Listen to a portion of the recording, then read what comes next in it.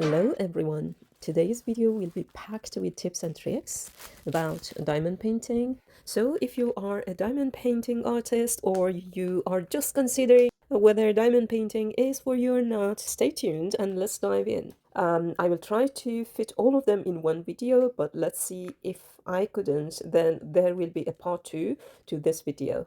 First, where to get your diamond painting kits. There's so many diamond painting sellers.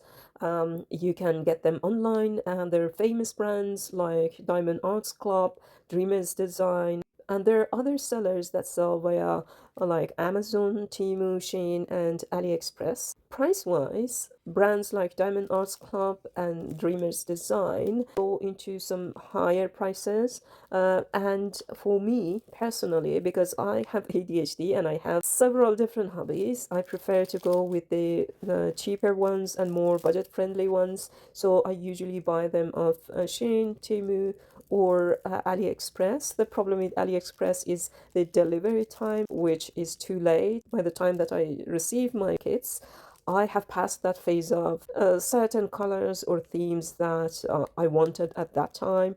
So that's why I usually go for the ones that have less delivery time. The basic information is that each kit comes with all the essential tools: a pen, pink wax, tray, canvas, and of course the drills. We're not going to go into very basic information and tips. So let's talk about organizers. Whether you want an organizer or what type of organizer, it depends on you. It's not really essential if your drills come with a Ziploc bag, but if not, it's very useful for you to have containers to keep or store your drills in them. They come in different sizes and shapes. If you have larger canvases, it's better for you to have larger containers. But for me, because I usually go for smaller canvases like 30 to 40 or 50 to 70, I prefer to have smaller containers. They are easier to carry here and there, and I don't have a lot of space to keep them, so I prefer smaller ones. These ones that I'm using are very cheap. They come for under £2.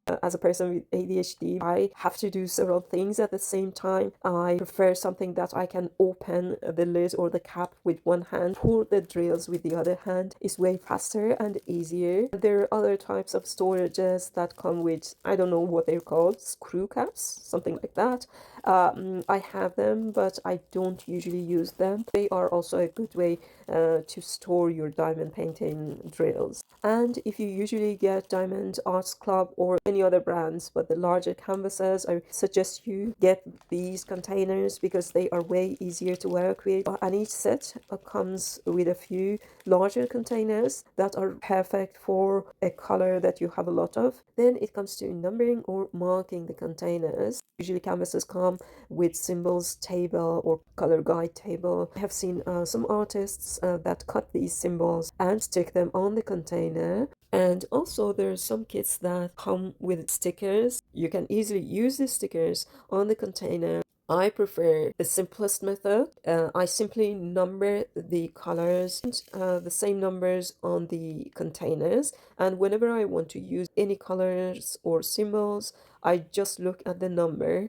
This way I save a lot of time and I don't have to deal with sticking numbers or symbols on the containers, removing the stickers for cutting down, and then dealing with the sticky residue and everything. And also I find it more helpful to number the colors because when I want to pick a number, spotting a 1 or 2 digit number is way easier than spotting or finding the symbol or a 3-4 digit number on the color table or on the container.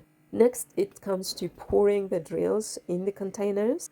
I usually hold the container between my fingers to avoid spillage, and because again I just want to go straight into the main job, which is diamond painting itself, rather than working on aesthetics and like the other parts. So I use the fastest and laziest method, but there are other ways to pour your drills inside your containers, like using a funnel. And there are so many new designs, like standing funnels, that you just put your jar or your little container under the funnel, and you can just simply pour your drills inside that without any spillage. Instead of funnels, you can also use these trays, the simple green trays that come with the diamond painting, or the other trays that have a narrower, like part to transfer the drills, and the canvas. Obviously, if you are looking for a more detailed image, you should go for a larger canvas. Otherwise, your final result will look pixelated and not really good. On the cheaper kits, sometimes the canvas comes with creases and folds. You can keep them under books on an even surface, or use a hair dryer or even iron to get rid of the creases. Also, if your canvas is not sticky in some parts, you can use double-sided adhesive sheets or adhesive tapes, or you can use a tacky glue to stick your drills on your canvas. However, sometimes canvases lose their stickiness because of humidity in the air. If you're living in somewhere like in the UK with high humidity, make sure that you're working in a room with less humidity or with a dehumidifier. This humidity affects diamond painting in different parts, and I will mention the rest later. Also, I will mention what not to do if your canvas is less sticky. Let's move on to pink wax or putty or blue tack. Which one is better? I usually receive the same questions from you. I would tell you that it depends on your preference, on your environment, and on your canvas. So it's not like if you go for the best one, it always works the best in each case. For example, pink waxes, the waxes that each kit comes with, is less sticky overall, and it loses its stickiness in a warmer and more humid environment. Also, it gives you a less popping sound if you're someone who enjoys these popping sounds. And sometimes waxes leave residue on your canvas. If you want to avoid these issues, it's better for you to keep them in the fridge or a cold area. You usually have to change wax more often than blue tack and putty. What about blue tacks? Blue tacks are very strong and sticky.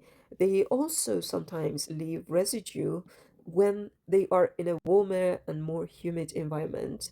It gives you more popping sound. You need to change them less often than than the pink wax, but again, it depends on the environment. Blue tack isn't a very good option if you want to place the AB drills, because it's very sticky and it will remove the shine and sparkle of AB drills. They are good in terms of stickiness and they give you a good popping sound, but they are a bit more expensive than the other two options. What about pens? Normal price kits usually come with pink pens. And to be honest, the pink pens are absolutely fine to work with if you're someone who just started and you don't want to spend so much on this hobby.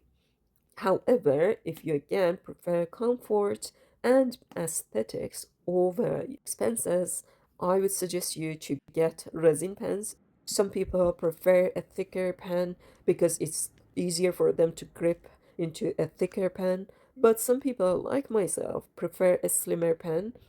If you want to keep your pink pens, they are really good, but the only problem is that sometimes you need to put a little bit of pressure when you place the drills, and the normal pink pens slip in your hands. If you have the same problem, you can use one of those rubber pen or pencil grippers, or you can use your extra drills to decorate your pink pen. It not only beautifies your pen, but also it makes it easier to grip. I have done it to my pink pens, and honestly, I opt to using them most of the times because to me they are way easier to work with. Air pens, as it's obvious, work with air, So they suck the air inside, and that helps the drills to stick to the pen. Once you place the drill on the sticky part of the canvas, then you can release the drill from the pen. Are they very useful, or do you really need to have air pens? Not really. But if you want to have some fun and if you want to work with A-B drills, yes, I would suggest you to have one air pen. They come in two different types. One is like this air pen, which is a single thick pen. It's rechargeable. You can use it independently without it being attached to the charger or anything. But the other pens come with a normal pen attached to a tube and then attached to a machine that helps sucking the air inside. That one is good because the pen is not as thick as this and you can hold it easily. But to be honest, after working with it for like half an hour or longer time, I just felt that I'm on one of those old and rusty buses that produces a lot of smoke, and its vibration and sound just gave me motion sickness. Unfortunately, I couldn't fit all the tips and tricks in one video, so I will be posting another video with more tips. Stay tuned!